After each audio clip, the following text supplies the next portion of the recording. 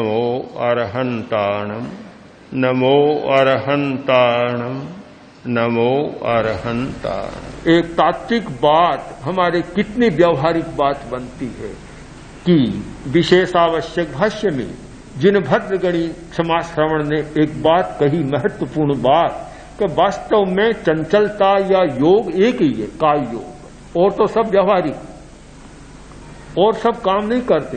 एक काय योग है, अगर काया को ठीक साध लो तो मन सज जाएगा, वाणी सज जाएगी और बहुत सारी बातें सज जाएगी। इतने महत्वपूर्ण सूत्र मिलते हैं अगर हम इनका ठीक उपयोग करें और काया को साध लें, काया को अच्छी तरह साध लें, काय सिद्धि कर लें और स्थिर रहना सीख जाएं, कितना बड़ा होता है। स्थिर रहने के कई प्रकार हैं।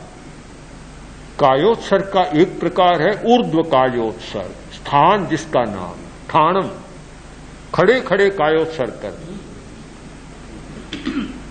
भगवान महावीर ने ब्रह्मचर्य के उपाय बतलाए, उनमें एक उपाय बतलाया ऊर्ध्वम ठाणम ठायज्ञा, ऊर्ध्व स्थान, ऊर्ध्व कायोत्सर्ग। तो इससे एक रहस्य प्रकट होता है कि ऊर्ध्व कायोत्सर्ग करने से काम केंद्र की प्राण ऊर्जा संतुलित बन जाती, वहां ज्यादा इकट्ठी नहीं हो पाती।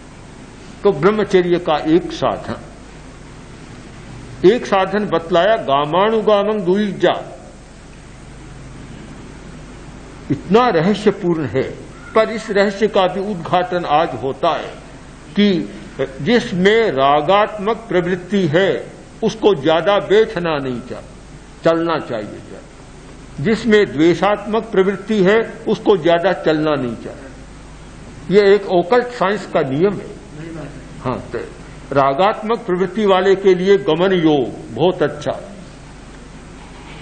गामानुगामं द्विजा, मतलब इतना रहस्यपूर्ण एक सूत्र है ये।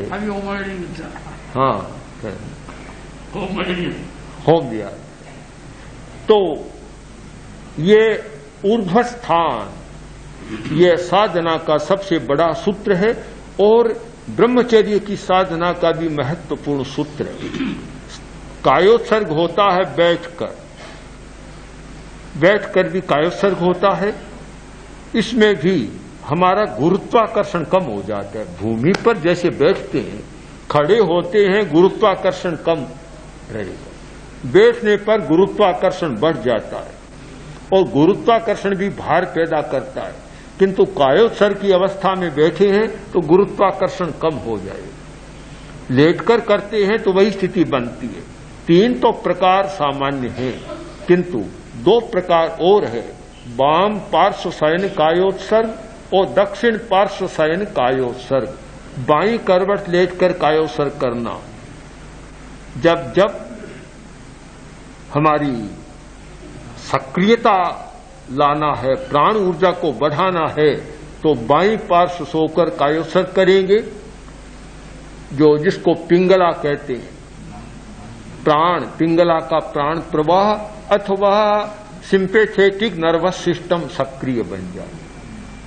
और जब हम दाईं ओर लेटकर कायोत्सर्ग करते हैं तो मन की स्थिति अच्छी बन जाएगी, इड़ा का प्राण प्रवाह अथवा पैरासिम्पैथेटिक नर्वस सिस्टम सक्रिय बन जाएगी। इस प्रकार कायोत्सर्ग की अनेक निष्पत्तियां, अनेक लाभ और परिणतियां हैं। स्वास्थ्य की दृष्टि से विचार करें, मन के बोझ को उतारने की दृष्टि से विचार करें, मानसिक तनाव, शारीरिक तनाव को कम करने की दृष्टि से विचार करें, तो कायोत्सर्ग के नए नए पहलू हमारे सामने आते हैं। तो प्रेक्षा ध्यान की पद्धति में यदि पूछा जाए कि आधारभूत प्रयोग क्या है, उत्तर होगा कायोत्सर्ग। कायोत्सर्ग प्रेक्षा ध्यान का प्रारंभ बिंदु कायोत्सर्ग और अंतिम बिंदु कायोत्सर्ग, अयोगी अवस्था, शैलेशी अवस्था, बस दोनों के बीच में सारी प्रेक्षा ध्यान की प्रक्रिया चल रही है। तो कहा जा सकता है कि अध्यात्म की साधना का पहला बिंदु कायोत्सर्ग और चरम बिंदु भी कायोत्सर्ग। जिसके समय की कोई अवधि नहीं। कम से कम कोई करे तो 5 मिनट तो कम से कम, ज्यादा से जितना कर सके उतना बस।